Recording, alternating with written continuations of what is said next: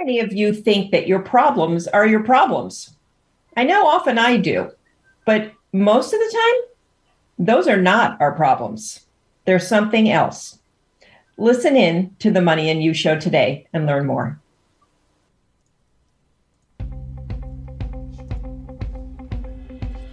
Your relationship with money matters. I'm Michelle Perkins, and this is the Money and You podcast, where I will be breaking down your relationship with money, offering tough love money tips, and a money dating plan that will focus on lifting the barriers to success to help pave the way for better money practices and increased wealth. It's time to take control to live a limit-free life. It starts today.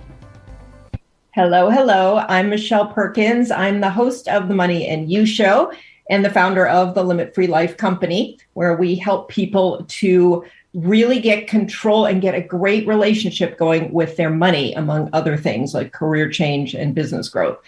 So today I am just so excited about actually a course I'm doing. I'm taking a course that was offered by application only from Shirzad Chamine, the author of The Positive Intelligence, the book, and the assessment, and a Stanford professor. So I am so excited about this course. I started it this weekend. I'm like over the moon about it. And what it is helping me to do is to really help me understand, and subsequently to help my clients understand how to keep changes going. So I know that coaching helps bring you insights and new education and excitement, and holds you accountable, does a lot of great things. But how do you actually change your brain so that you create new habits that are lasting and valuable and positive in your life? And so that's a lot of what this is about. And I'm super, super excited about it. And I would really advise you to look into the book, Positive Intelligence, and take the assessment. And what it's showing me is that even this is something that I'm interested in anyway. I've done a lot of research in the last couple of years around neuroscience and frankly, the application of that to money. And what is most interesting to me is that we think our problems are a certain thing, and our problems, there are underlying problems. Now, when you get mad at your partner because they put the spoon in the drawer upside down or whatever, is that really the problem? Of course not. So money, which I always talk about in terms of it being a relationship that you have, it's the same thing. We feel certain things about our money. We feel certain things about ourselves with money, and we have problems with money, right? We have a bad credit score. We are in debt. We don't earn enough. We run out of money before the month ends. We have all kinds of problems. We're not saving or investing. I could go on with the problems. And they're different at different times in our lives. But the problems are really symptoms and ways that are true problems, are true underlying root causes of our behaviors are manifesting. So I am super fascinated about getting down to those root causes. So I just want you to think, I'm not going to make this whole show about this. I'm going to keep this a short segment, but I find it to be probably one of the most valuable things that you could possibly think about. And you can apply it to any relationship you have. But right now, let's apply it to our money relationship. And let's think about what's going on with our money. And whatever a challenge that you're having with your money is, let's think beyond that to what is going on inside of us that is trying to maybe keep us safe, maybe keep us from, putting ourselves out of a comfort zone, maybe things that we're doing because we've heard it's the right thing to do, or we were told by our parents or our families that this is what we should do. Really think hard about whether that problem is the result of what you're thinking it is, because, you might just be thinking, well, I'm just in a profession that doesn't get paid well, or I've already topped out in whatever income earning level I've deemed myself capable of, which I will tell you probably is incorrect. You're probably capable of much more in terms of earning than you feel you are, actually. We all have some money glass ceilings that we need to break through. So, think about what you're telling yourself, because the words we're telling ourselves are interesting. Let's just be curious about them. They're not necessarily correct. They're not necessarily true. They might be all kinds of stories coming from all places that are, maybe they just easily explain what's going on. And that makes us happy. I mean, if we say, I just can't get to my bills because I'm too busy, or I can't ever get to investing because I haven't learned enough about it. I need to study up first. Let's think about that. And let's think about, that might be, in fact, what's happening, but is that really the reason that you can't invest, or you can't reduce your debt, or you can't go out and get a better job? Is it really time? Is that an excuse? Could you make time? There is a root cause. There is something underneath that you don't want to look at, or that you're afraid of, or that you're not interested in. I mean, it's not always fear, but sometimes it is. It can be a lot of things. You can be just judgmental about it. One of the things that the Positive Intelligence book talks about is your inner judge. It's got a lot of these, what they call saboteurs, which bring about negative feelings in your life and negative thoughts and patterns. And then you have your sages. And the sages, if you can start shifting your brain, because the saboteurs aren't going anywhere. They've been in your head for a long time, but they identify where they come from. So one of them is the judge, always judging you, always judging others, judging your actions, judging your results, judge. And it's super fascinating. And when that judge comes along in your head and starts talking to you, there are very specific ways that you can come in and tell yourself something else that is a more positive way of thinking, or a more curious way of thinking. Maybe you're asking yourself questions. So this is super fascinating to me. I hope it's of interest to you, because this is what will change your life with money. It isn't necessarily learning more, because learning is great. I'm all about learning. I love learning. I love teaching. But if you're learning and not taking action, you're not going to see results.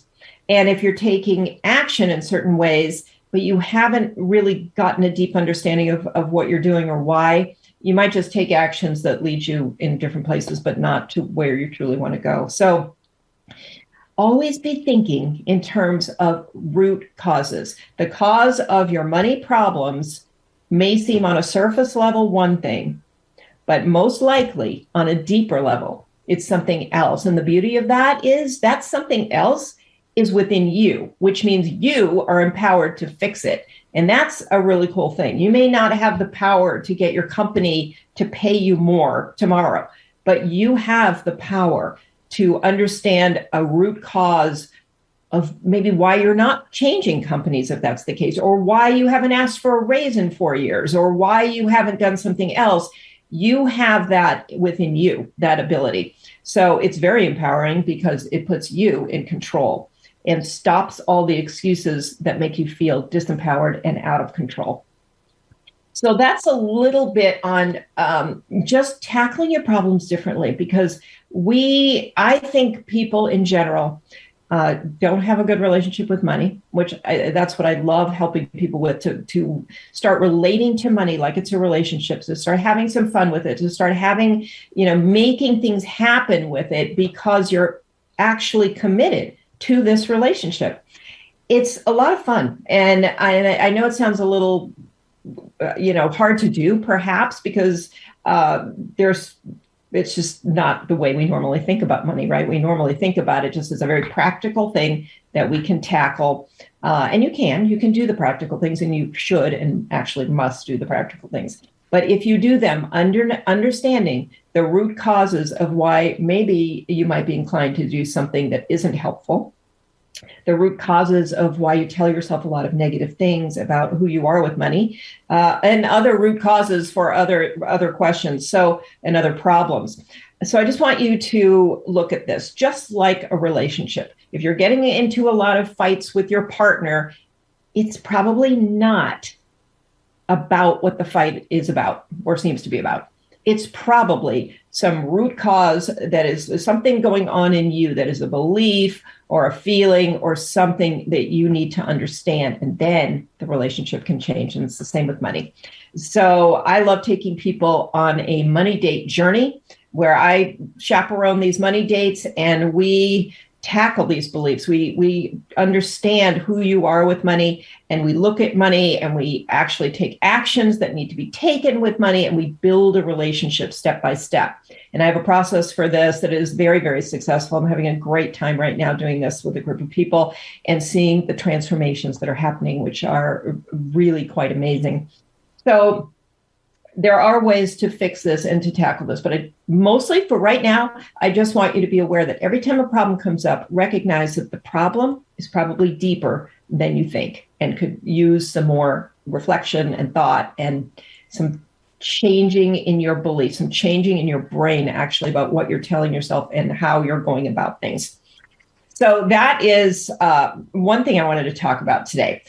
I called the show Root Causes, Resources, and Perfectionism because I heard a bunch of things. They just all came to me at once. And so I wanted to cover all of these in short little bursts. So that was my little short root cause conversation. Now I want to do a quick conversation about resources. And this came about because I did something I professed never to do, which was I got on my email early this morning, started looking at things I should not have looked at. I was looking at really toxic kind of conversations and news things that I knew I was going down a rabbit hole. And it did prove to be toxic is the only word I can use. I felt literally physically sick after looking at this. And this is not the way I start my days. And it made me think about the amount of information out there. And there is a toxic amount of information out there. I'm not sure how I feel about toxic positivity. I'm not really buying that. I feel like it's a trendy, fun thing to say. And I think about positivity so differently. So I have trouble thinking of that as being toxic. I get it if you're just lying to yourself, if that's what it's about. But there is in my mind, a toxic amount of information out there. And that includes information about career search, business development, and money. So I started to think about the time that I take to curate my guests and my shows and the things that I read and the things that I recommend to my clients. And I thought, I'm going to just do a short little bit on some resources here because there are very good people out there who can really help you. And so much of building this relationship with money is about learning about money. So who do you learn from? Because everybody's talking about it. Everybody's talking about how to grow your business. That drives me crazy to a certain extent because some of the fundamentals are being left out while they try to give you magic marketing schemes. Then there's, again, same thing with career development, but I'm going to focus right now on money and what I recommend to people. And I was thinking back to the shows I've done, and there have been some great shows with some great people. So Grant Sabatier, he has a terrific book on financial freedom. He's kind of a guru on the whole financial independence, retire early, the FIRE movement. And he's just one of my favorite people when it comes to money. That show we did a while ago, Shauna Compton Game, a fabulous money expert, really down to earth, answers all your questions, has a crazy good podcast on money if you want to learn about money. She was great. Ashley Feinstein Gersley, her show, she wrote Financial Adulting and the Money Cleanse, 30-Day Money Cleanse. She was a great guest. She's a great authority. I get her blogs. I love them. I love Ellevest, Sally Krawcheck's investment platform. That's also very educational. Ellevest is great. And there was Jean Chatzky was on my show, actually, before it was Money and You, the Limit Free Life show. And she was the NBC financial reporter forever. She has a new platform called Her Money. And so I love these people. These are great people to get your information from around money and to educate yourself. And just, be careful just not to get sucked into everything out there because these people have really, there are many, many, many others as well, but these are some of my favorites. They're also people that I've done podcasts with, so you can go back and listen to those shows and get to know them a little yourself and start curating yourself where you get your information from. because I've been following Money with Katie. She's another great one. She's younger, geared more towards millennials. But there are some really good people offering really good advice and good money information in the midst of so much information that it's just crazy making. So I feel like that's part of my job as I coach, as I do this podcast, to really look for good people who are smart, who are knowledgeable, who have experience, and oftentimes who have new ideas. I love that. And I think especially in the money world, it's changing. We're changing. Society's changing.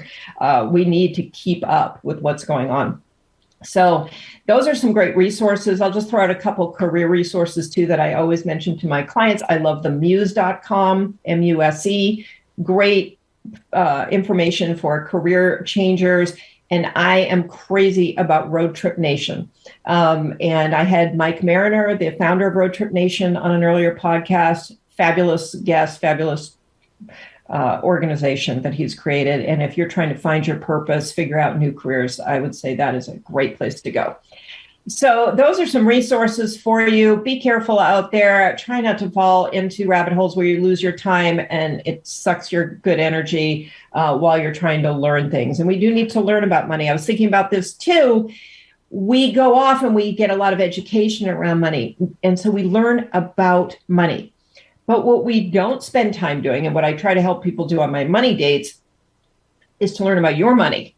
Like, I don't know about you, but it's fun to learn about money and learn about what to do with money and how to invest and how to make money with real estate and all that stuff. But how much fun is it to look at your own money, your own bank accounts and budgets and, your own situation? That's what we avoid. And just like in a regular relationship, you can read all about how to have great relationships and what to do and study other people's relationships. But unless you look at your own, you're not going to get very far. So we really need to learn a lot about money. But if you devote all your energy to learning about money and never look at your own, you're not going to be able to do it. So I just found that interesting too, because we do spend a lot of time studying and not necessarily studying our own actual situation. I used to work at Disney, and I used to look at budgets and things that were in the millions and millions, tens of millions, sometimes hundreds of millions of dollars. And I come home, and the last thing I wanted to do was look at my measly little bank account. So it always felt so weird. So then I would put it off and not do it, and not a good idea. So lastly, I want to talk a little about perfectionism, because I was listening actually to another podcaster talking to the head of Experian, the credit company. So the credit score company. Sorry. And so he was talking about, people are always asking, what is the perfect credit score? I want to have a perfect credit score. And this idea that there is no perfect credit score. There's very good credit scores, and strive to be over 750. If you can get to 700 and over 700, you will qualify for loans. If you get over 750, you will actually qualify for good interest rates on those loans. So that's where the difference comes in. And I found it very interesting that he was saying striving for the perfect credit score is a big waste of time. You don't need to do that. I mean, strive for as good as you can get, but these people who are trying to be perfect in that are probably going to spend a lot of time and energy on something that, isn't going to really make a huge difference. If it's just fun for you, if it's like a game, go for it. But so this made me think about perfectionism in general, because as I teach my money courses too, I find people want to be perfect. They want to have the perfect budget. They're doing their budget. They want to analyze, their expenses, and they get really on themselves about, well, I haven't done it perfectly yet. I don't have every single subscription that I paid for accounted for. It's okay to not be perfect. The process, again, just like a relationship. I mean, when's the last time one of your significant relationships was perfect? And yes, we can continue to make it better. We can continue to work on it. But if we're waiting for perfection, or if we're not doing things because we're waiting until we do have the perfect credit score before we apply for a loan, and we do have the perfect budget before we start tracking anything, that is going to hurt us more than help us. So perfectionism in general, it creates avoidance, creates delays and procrastination. I'm not saying it's a terrible thing. I mean, it's a good thing in many, many areas. And with money, there are areas where you want to be closer to that than not. But if you find yourself getting caught up or angry with yourself or judging yourself because you don't feel like you're doing certain things perfectly in the money world, let yourself off the hook with that one, because I don't believe in the money relationship that you're going to make it perfect. It's always going to have ups and downs like every other relationship. There are going to be things you do better, than others. So let that go. Let that perfectionism go so that you can move forward and you can continue to create a better relationship without all that judgment. Going for, the really good budget, the really good credit score, the really good income. These are wonderful things to strive for. And that's going to be a really good relationship. So don't wait. Don't put things off. Don't not relate to your money until you've done the perfect amount of reading about money and studying about money and taking the courses about money. Go ahead and create that relationship and have good intentions and do what you need to do to make it as good as possible. So that's my show for today. Thank you so much for being here. And you can connect with me, Michelle, 2Ls at limitfreelife.com. The show will stream on YouTube, Limit Free Life channel, Facebook, Limit Free Life. Once again, it'll also show up on all the podcast platforms and Roku. That's a fun little new feature. And we'll air on ubngo.com at 7:00 on Monday evenings. So please send me questions. If you like the show, please review it. And I would just love to hear from you. And I'd love for you to think about these things. I'd really love for you to think about where you stand on finding your root causes for things. I'd really like you to line up some resources and listen to some of these old podcasts or read some blogs from some of the people that I've told you about, and also to let yourself not be perfect. So with that, have a great week. See you next week.